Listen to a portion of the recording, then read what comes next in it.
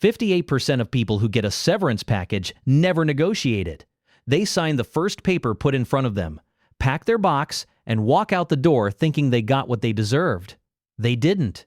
And that single moment, that one signature, is often the most expensive financial decision they will make all year. Getting laid off during a recession feels like the floor dropping out. One Tuesday morning, you're scheduled for a one-on-one with your manager, and by noon you're filling out exit paperwork you've never seen before. The shock is real. The fear is real. But here's what the data actually shows. The people who treat a recession layoff like an emergency are often the ones who lose. The people who treat it like a negotiation, like the opening move in a much longer game, are the ones who look back a decade later and say it was the best thing that ever happened to them. That's not wishful thinking. That's documented. And I'm going to show you exactly how it works. Let's start with the severance conversation, because most people get it completely wrong. When a company lays you off, especially during a mass restructuring, the HR rep handing you that packet is not your friend, but they're also not your enemy. They're executing a process, and that process has flexibility built into it that almost nobody uses. The standard formula you'll see is 1 to 2 weeks of pay for every year you work there. So if you've been at a company for 5 years, you might get 5 to 10 weeks of pay. That feels like a number carved in stone. It isn't. Employment attorneys and career advisors are consistent on this point. Employers expect pushback.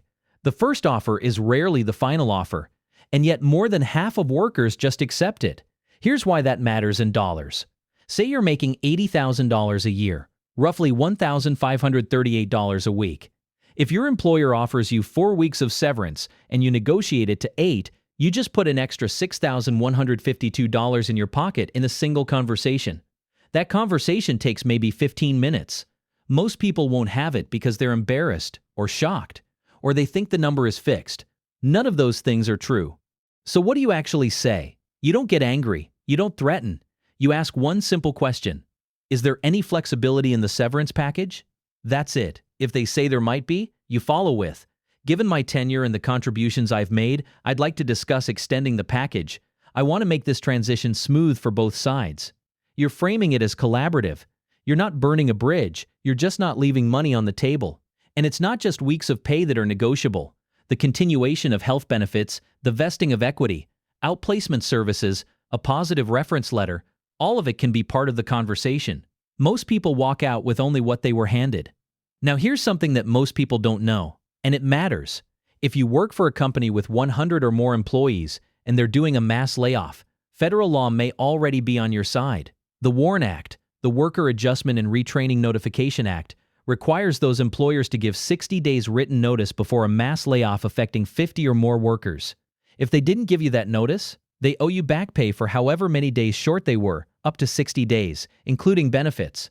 Employers who violate this can face fines of up to $500 per day. Most employees have never heard of the WARN Act. Now you have. Once you've negotiated your exit, the next thing you need to understand is unemployment insurance. And I mean really understand it, not just assume you know how it works. Most people think unemployment is a small check. In some states, it actually isn't. Washington State tops out at $1,152 per week. Minnesota caps at $857, New Jersey at $830, and the majority of states offer up to 26 weeks of benefits, which is 6 months of coverage. Massachusetts currently goes up to 30 weeks. Yes, the amounts are lower in states like Mississippi at $235 or Florida at $275. But even then, you're not working with nothing. The critical point here is that unemployment benefits are not charity. You paid into this system. You are entitled to it. File immediately. Don't wait a week thinking you'll find something fast. File the day after your last day of work. Every week you delay is a week of money you will never get back, and there's already a mandatory waiting period built into most states before your first payment arrives. This is also the moment where health insurance becomes a crisis if you're not prepared for it. When your job ends, most people panic and elect COBRA, which keeps you on your exact same plan, same doctors, same network. Sounds great. The cost? You're now paying the full premium yourself, and the average COBRA cost runs around $599 per month for an individual. For a family, it can climb well past $1,700. That's money you absolutely cannot afford to bleed out during a job search. Here's what most people don't know.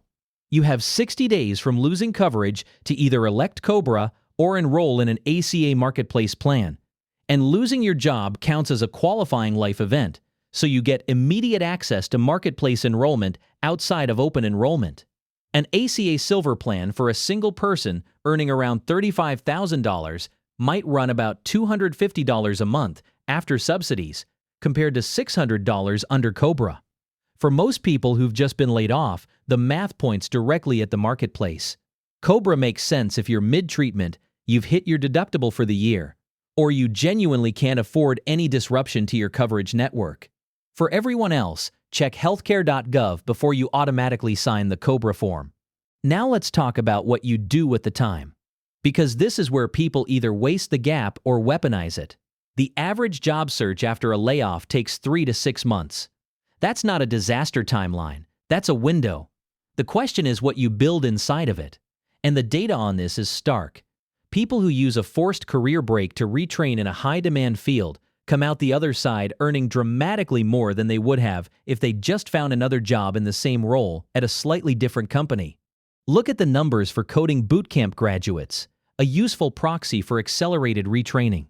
Bootcamp alumni earn, on average, 51% higher salaries compared to their pre-program jobs. 80% see a salary increase after completing the program. Nearly 30% see salary jumps of $30,000 to $50,000 in one move. Now, coding is not for everyone, but the pattern applies across multiple high-demand skill areas: cloud certifications, data analytics, healthcare tech, cybersecurity, project management. The gap is not a penalty, it's compressed career development time if you use it correctly. And here's the historical proof. When the 2008 financial crisis hit, healthcare employment actually grew by 6.6%, adding 852,000 jobs, while almost everything else was shedding workers. The tech sector added 77,000 jobs during the peak of the crisis. Healthcare, IT, discount retail, and essential services were not just surviving, they were actively hiring. The workers who picked up on that signal and pivoted toward those industries during the downturn didn't just survive the recession. They leapfrogged years of normal career progression because they entered a growing field at the ground floor. The same playbook worked in 2020. The COVID recession was the sharpest contraction in American economic history, and within 18 months, the job market had flipped into the hottest hiring environment in decades. Workers who had used 2020 to pick up new skills, earn certifications, or pivot sectors were positioned to capture salary gains that job stayers could only watch from the sidelines. By 2022, the median year-over-year pay increase for job switchers hit above 15%, while people who stayed in place got 7 to 8%. The gap between movers and stayers was nearly double. Let's be honest about something, though. The research on long-term earnings after layoffs is not all sunshine. Studies on workers displaced during the early 1980s showed initial earnings losses of 30%, and after 15 to 20 years, those workers still earned about 20% less than comparable workers who hadn't been displaced.